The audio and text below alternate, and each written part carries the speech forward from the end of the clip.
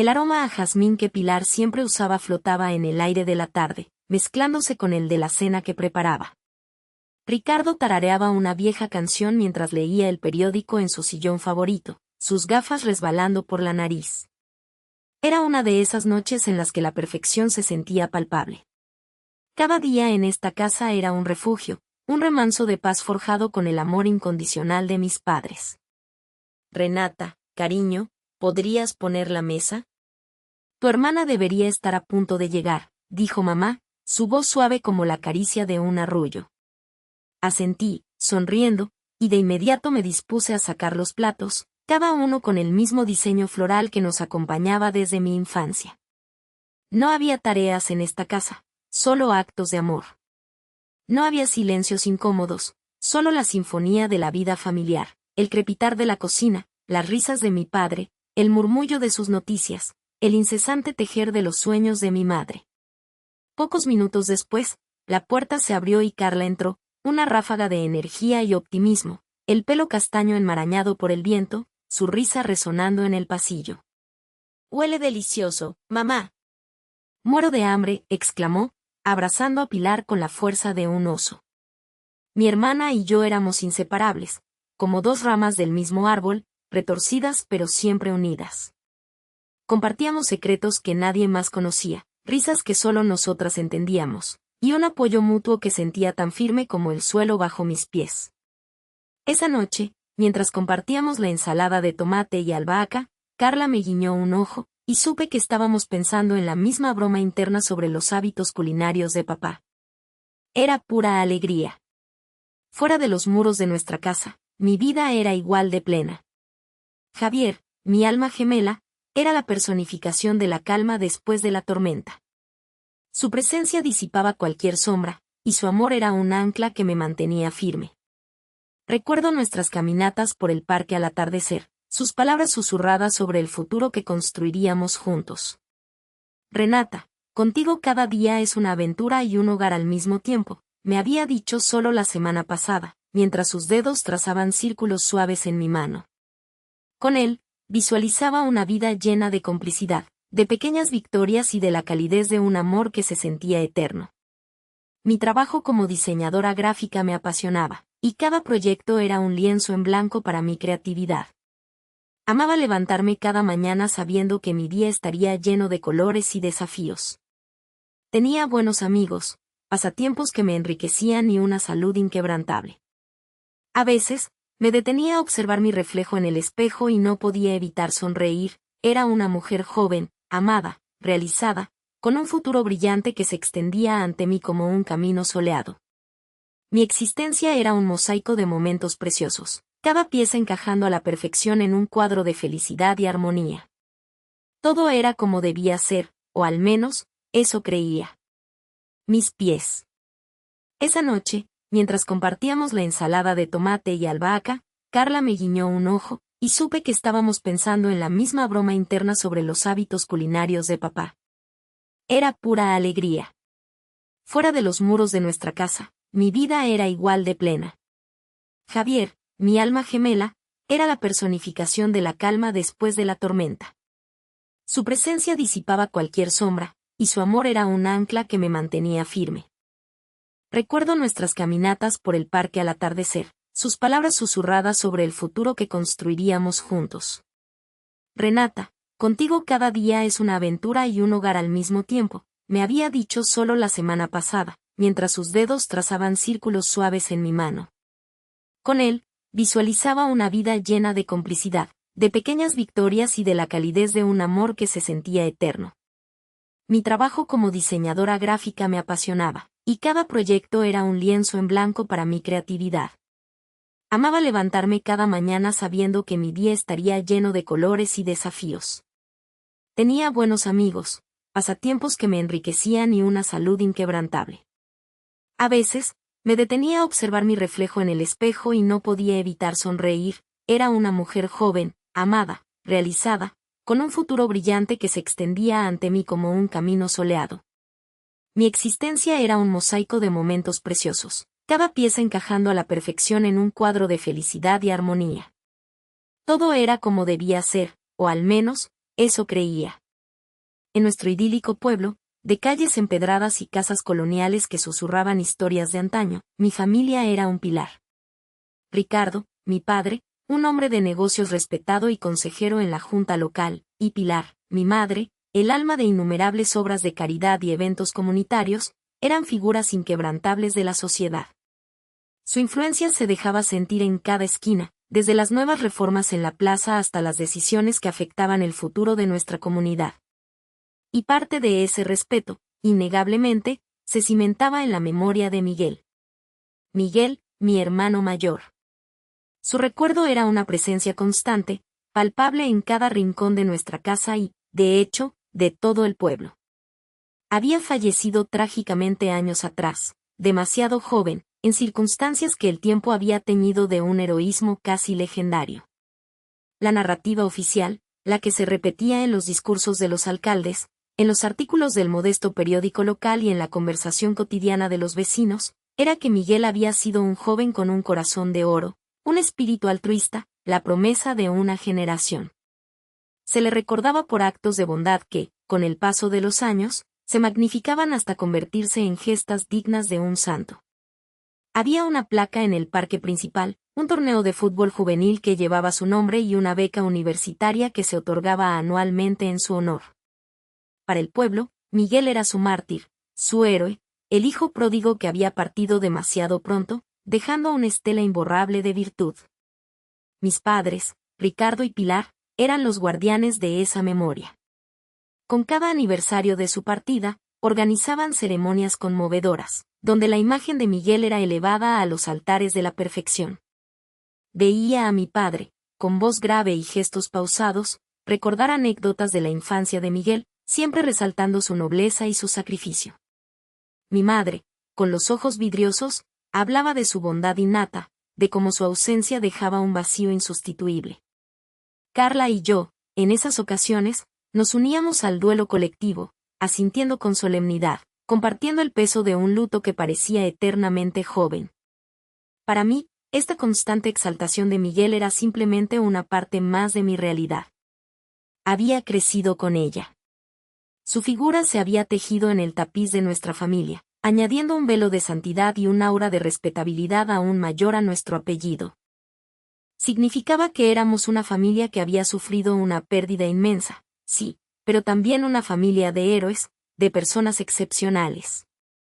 Y aunque a veces sentía una punzada extraña, una disonancia casi imperceptible entre el Miguel que la gente recordaba y el Miguel que intuía en los silencios de mis padres, nunca, ni por un instante, cuestioné la historia.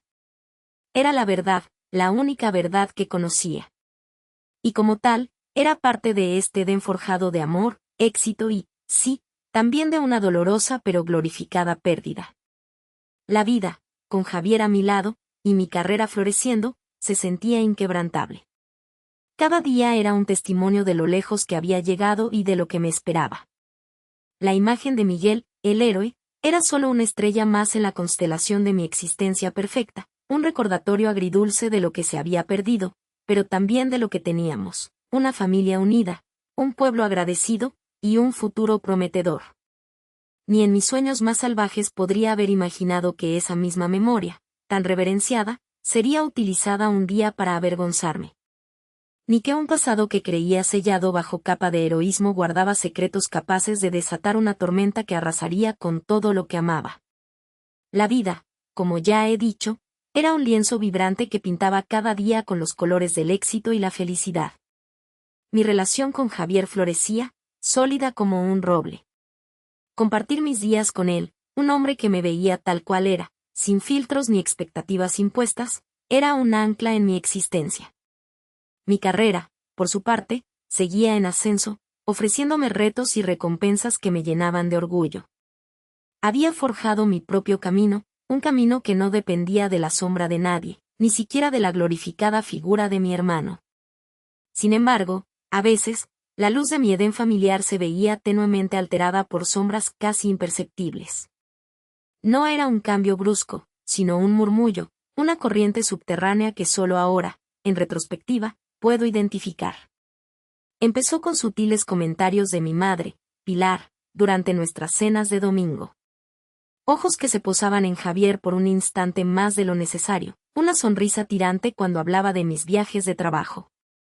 Renata, mi amor, ¿no crees que te exiges demasiado?, preguntaba mamá mientras servía el postre, su voz melosa, pero con un matiz que no supe descifrar entonces. Miguel siempre supo mantener un equilibrio entre su vocación y sus responsabilidades familiares. Tan centrado. Mi padre, Ricardo, asentía con gravedad, su mirada fija en el plato. Nuestra Renata es fuerte, Pilar. Pero un hogar, una familia, eso también requiere devoción. Yo sonreía, despreocupada.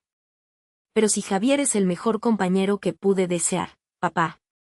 Y mi trabajo me permite ayudaros, mantener el legado familiar con mi éxito. Intentaba sonar paciente, aunque una punzada de molestia leve se colaba. ¿Por qué la comparación? ¿Acaso no era suficiente mi propio esfuerzo? Había también las tías, los primos lejanos en las reuniones, cuyas miradas furtivas me escrutaban, sopesando mis elecciones de vestuario, mis opiniones liberales, mi soltería, a pesar de tener a Javier. Formalmente aún no estábamos casados, frente a lo que ellos consideraban el canon de la perfección que Miguel había establecido. Sus silencios eran más ruidosos que sus palabras, sus sonrisas amables teñidas de un juicio apenas discernible. Sentía sus ojos analizando mi ropa, mi maquillaje, mi libertad. Parecían susurrar, ella no es Miguel *. Al principio, lo atribuía al duelo persistente. Era natural, pensaba. Miguel era el sol alrededor del cual giraban todos. Su pérdida había dejado un vacío inmenso, y quizás, en su dolor, buscaban en mí un reflejo imposible, una continuidad que yo no podía ofrecer. Era su forma de recordar, de mantener viva su memoria. Mi éxito, mi independencia, quizás les resultaba ajeno a la imagen de la niña buena, que había sobrevivido a un héroe caído. A mí, nunca me había faltado el amor y el apoyo de mi familia. Creía ciegamente en ello. Eran solo los ecos de una tristeza que aún resonaba. Javier notaba algo. Están un poco protectores contigo, ¿verdad?, me comentó una vez después de una cena familiar, mientras conducíamos a casa. Siempre han sido así, le respondí, encogiéndome de hombros. Es el amor de padres.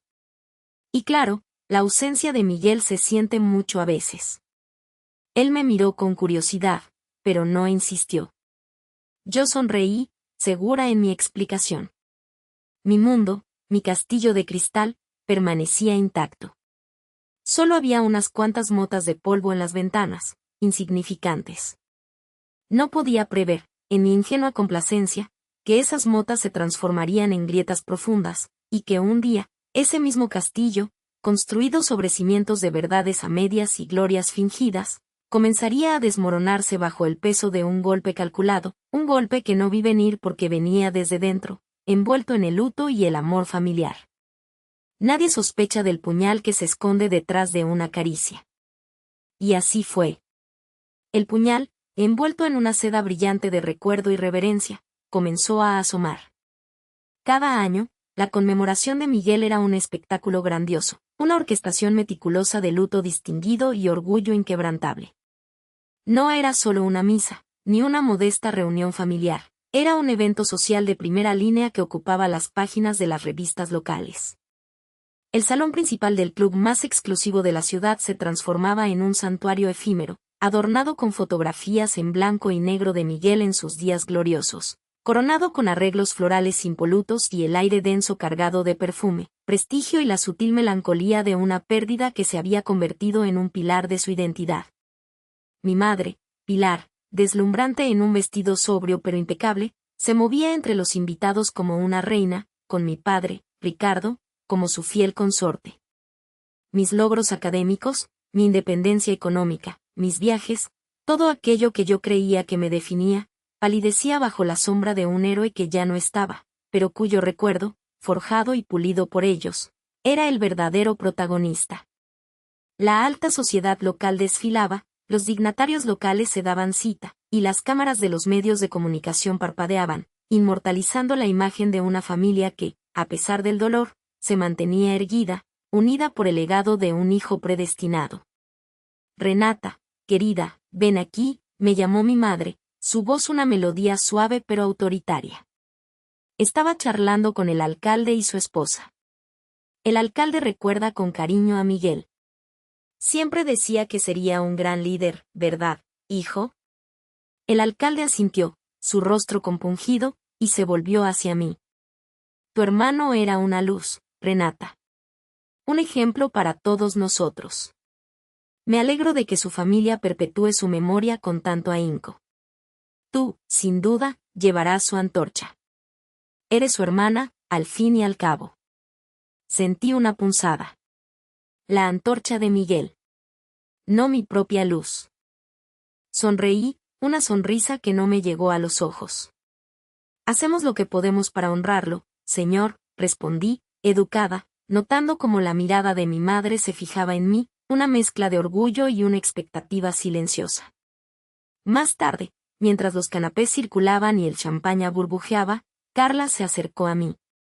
Estás un poco distante hoy, susurró, sorbiendo su bebida.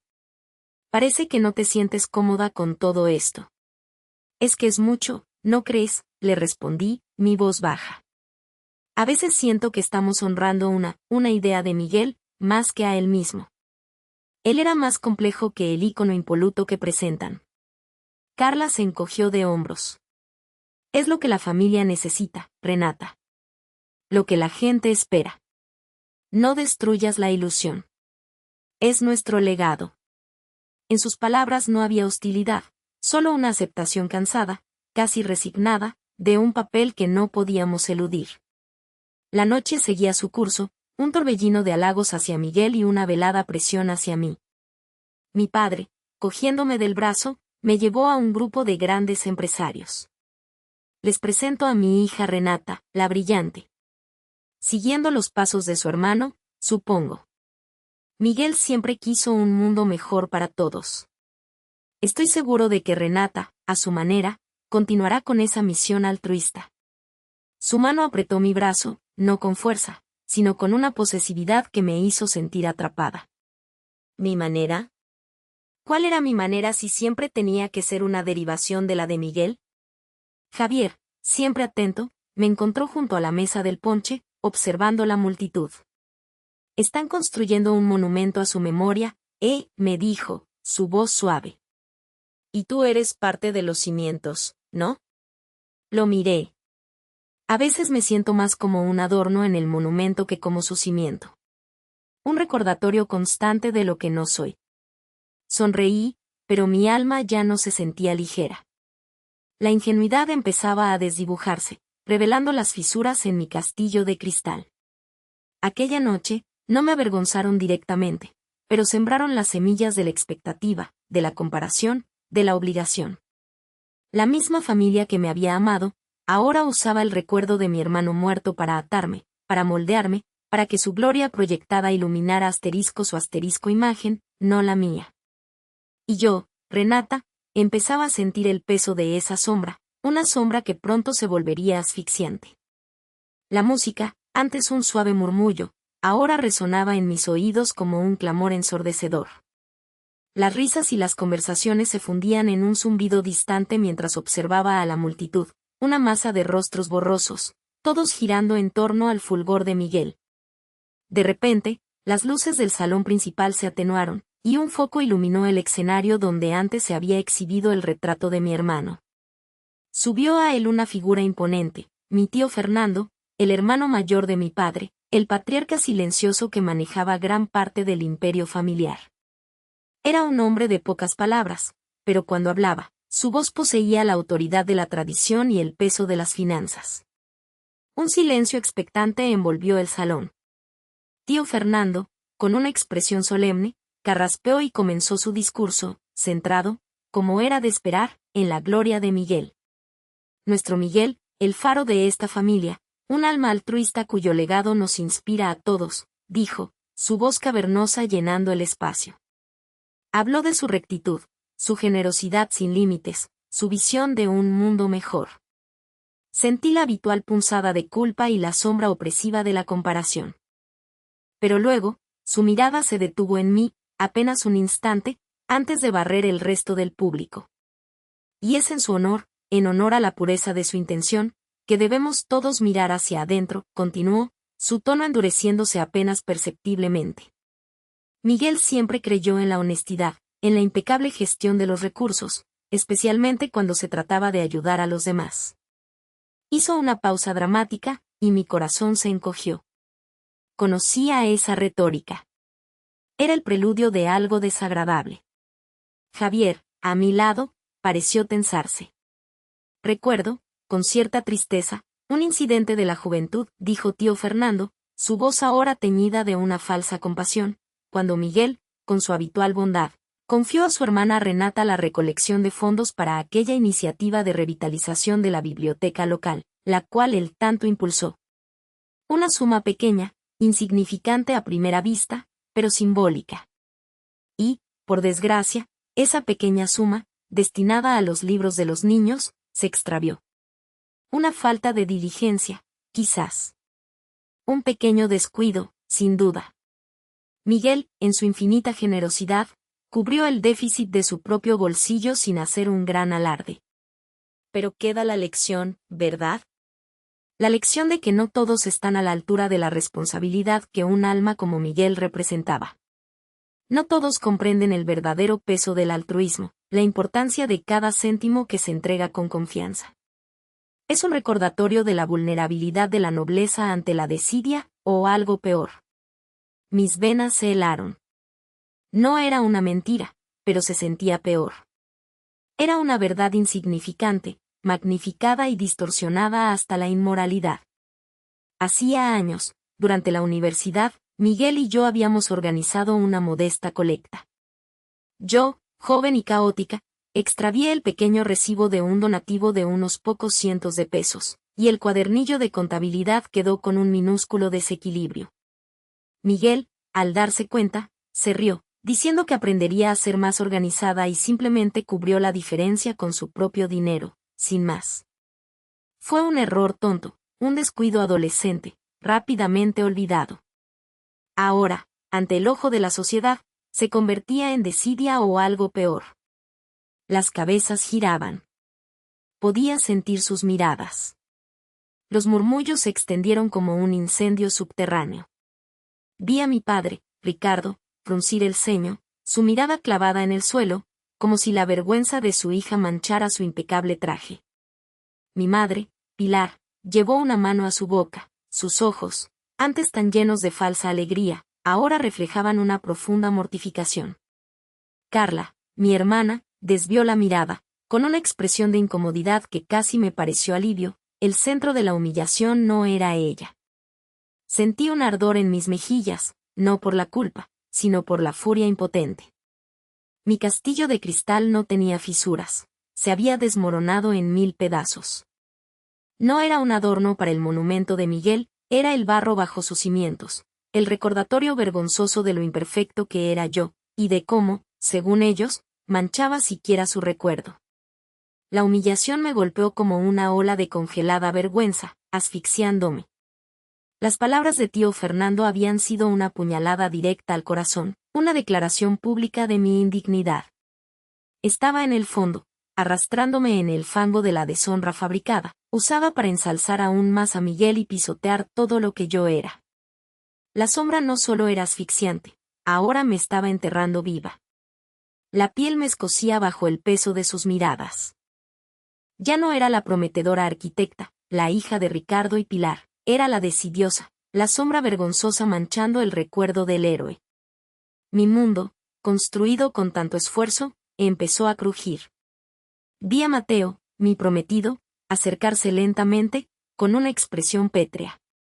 Su rostro, antes reflejo de un amor inquebrantable, ahora era un lienzo de calculada decepción. Se detuvo a unos pasos, lo suficiente para que sus palabras me golpearan como puñales, y para que la audiencia percibiera su distanciamiento honorable. Renata, su voz era baja y resonaba con una frialdad gélida, cortando el aire ya tenso. No, no puedo creerlo. Sé que esto es un momento difícil, pero esta revelación mancha no solo tu nombre, sino también mi honor, el de mi familia. Creí en ti ciegamente. Sus palabras eran una ejecución pública, medida, implacable. Mis padres, Ricardo y Pilar, observaron la escena con vergüenza y resignación, sin intervenir. Carla se limitaba a mirar el suelo. Mateo, por favor, intenté, mi voz apenas un hilo. Las lágrimas pugnaban por salir, pero la furia las congeló en mis párpados. Él levantó una mano, deteniéndome. No, Renata. Ya no. Sus ojos, que una vez prometieron un futuro, ahora me miraban como una extraña, una falla, una indignidad.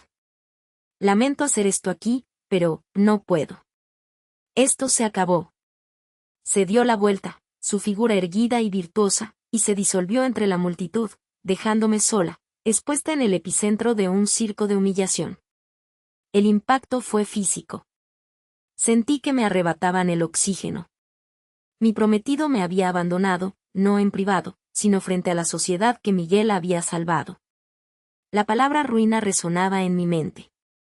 Esa noche, las llamadas de mis amigas no llegaron. Los mensajes se detuvieron. Mi teléfono, antes ruidoso con planes, se había vuelto un objeto inanimado y silencioso. A la mañana siguiente, llegó la notificación de mi despido del proyecto de la Torre Génesis, el culmen de mi carrera. La excusa fue recortes, pero el mensaje claro, una reputación manchada no tenía cabida en la alta sociedad. Las puertas se cerraron una a una. Mi nombre fue tachado de listas de invitados, mis reservas canceladas, y los colegas me evitaban. Mi casa se convirtió en una prisión autoimpuesta, un refugio de vergüenza. Cada mañana, al mirarme al espejo, no veía a Renata, sino a la caricatura que tío Fernando había pintado, la desastre, la inútil, la que no merecía ni el aire que Miguel había respirado. La humillación se había arraigado tan profundamente que se sentía como parte de mí. Había llegado al fondo. No quedaba nada que perder, salvo la dignidad que, según ellos, ya me habían arrebatado. Estaba sola, hundida en el fango de su justicia. El dolor era una constante, una bofetada helada que me recordaba mi nueva realidad. Me habían despojado de todo, y en mi desnudez, una semilla, fría y afilada, comenzó a germinar en lo más profundo de mi ser. Ya no había lástimas, solo un vacío que exigía ser llenado. Con asterisco algo asterisco más. Con asterisco algo asterisco más. Y ese, algo más, encontró su primer aliento cuando la puerta de mi prisión autoimpuesta, la que antes fue mi hogar, se abrió, no para liberarme, sino para empujarme al abismo sin fondo del olvido familiar. 2 días después de la infamia, el eco de los pasos de mi padre resonó en el pasillo, un sonido que antes significaba protección y ahora anunciaba mi sentencia. Ricardo, con Pilar a su lado, entró en el salón. Sus rostros, endurecidos por la misma piedra moral que adoraban en Miguel, no mostraban ni un ápice de compasión. Mis ojos buscaron los de mi madre, pero ella los esquivó, sus manos jugueteando con el borde de su chal de seda, un velo para su propia cobardía. Renata, comenzó mi padre, su voz de acero, ajena a cualquier atisbo de lazos de sangre. Hemos consultado con nuestros abogados y el consejo familiar. Tu comportamiento, tu insolencia y, sobre todo, tu descarada falta de respeto por la memoria de Miguel, han superado todos los límites. Has traído una vergüenza insondable a nuestro apellido. Cada palabra era un puñal. Me quedé de pie, inmóvil, observándolos como si fueran 2 extraños que dictaban el destino de una desconocida. Por la presente, y en aras de preservar la dignidad de la familia, hemos decidido desheredarte formalmente, continuó Ricardo, sin un parpadeo. Ya no eres parte de esta casa, ni de nuestro linaje. Se te pide que abandones la propiedad antes del anochecer. Tus pocas pertenencias te serán enviadas. Pilar hizo un ruido ahogado, pero no dijo nada. Su silencio fue mi sentencia final, más dolorosa que el martillo de mi padre. Y que quede claro, añadió él, endureciendo aún más la voz, queda terminantemente prohibido cualquier contacto contigo por parte de cualquier miembro de esta familia. Eres una paria. Un nombre que debe ser borrado. El aire se enrareció con el peso de sus palabras. No rogué, no lloré frente a ellos. La humedad en mis ojos se secó antes de caer, convertida en una escarcha endurecida. La humillación ya no quemaba, ahora era un frío que calaba hasta los huesos, pero que también templaba el espíritu. ¿Así era como me deshacía el mundo? ¿Con un acto administrativo y la cobardía de mis padres? Salí de esa casa con una pequeña maleta, con lo puesto. La maleta no era más que un símbolo. Mi vida, mis recuerdos, mi identidad, todo lo que creí ser, se había quedado atrás, pulverizado. No había a dónde ir, ni nadie a quien acudir. Javier, mi aliado, estaba lejos, ajeno aún a esta última vuelta de tuerca. Cada puerta se cerraba con la sorda certeza de no volverse a abrir. Los rumores, antes susurros maliciosos, ahora se amplificaban, transformados en verdades absolutas por la propia familia. Renata, la desequilibrada. Renata, la mentirosa que atacó la memoria de su propio hermano. Renata, la vividora que solo buscaba la fortuna familiar.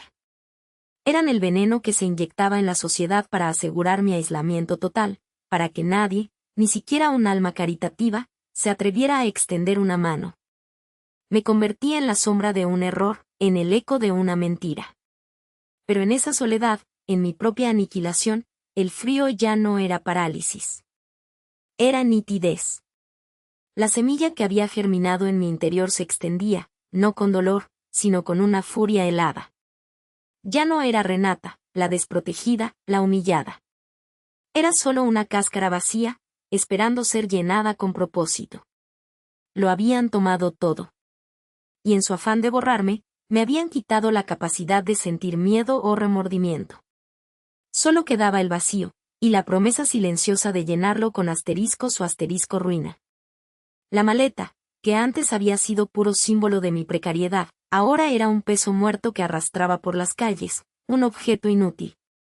Los días se fundieron en una niebla de asfalto y frío, cada amanecer idéntico al anterior en su desolación. La sed y el hambre eran mis únicos compañeros fieles, y el rumor constante del transporte público el único sonido que no me torturaba con recuerdos. Intenté dormir en bancos de parque, bajo puentes, en los rincones más discretos donde el concreto ofreciera una ilusoria promesa de refugio. El primer golpe real, más allá de la expulsión de mi hogar, llegó la mañana siguiente. Mi teléfono, que aún conservaba una mínima carga y que no me había atrevido a usar, vibró. Era un correo electrónico conciso y gélido de la empresa donde trabajaba.